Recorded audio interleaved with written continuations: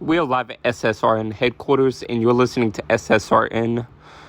And we're here to bring you the latest news. So, China has threatened the U.S. But that's not the only thing. The Senate has passed a $280 billion industrial policy bill to counter China.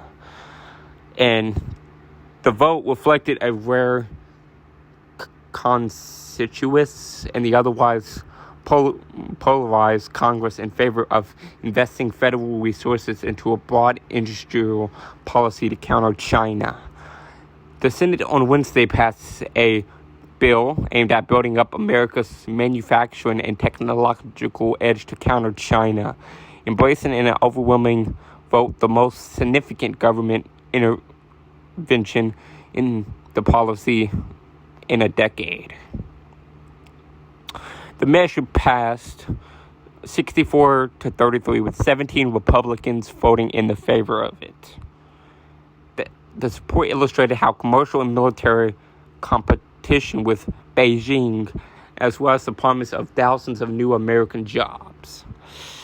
So honestly, I'm not even going to get into that because I don't really understand it, so I'm not going to get involved in any reports that I don't really understand.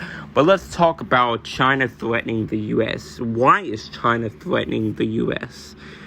Well, maybe it's because Nancy Pelosi wanted to visit Taiwan. And you know how China is. China does not want the U.S. to interfere with Taiwan because Taiwan is like Russia and the Ukraine.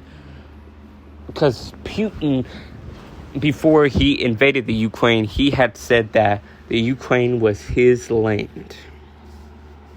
And he obviously invaded it to try and prove his point that the Ukraine was his land.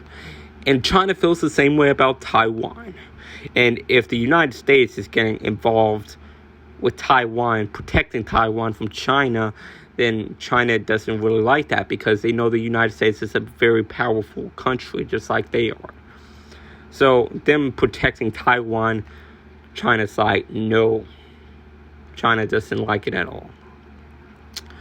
So basically speaking, China had told the U.S. if Pelosi had showed up to Taiwan, that her plane would be shot down.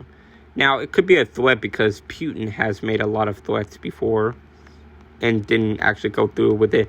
But we don't exactly know how serious China is about that statement. So it may be in the best idea for the U.S. not to go to Taiwan. And let's just hope and pray that China does not invade Taiwan.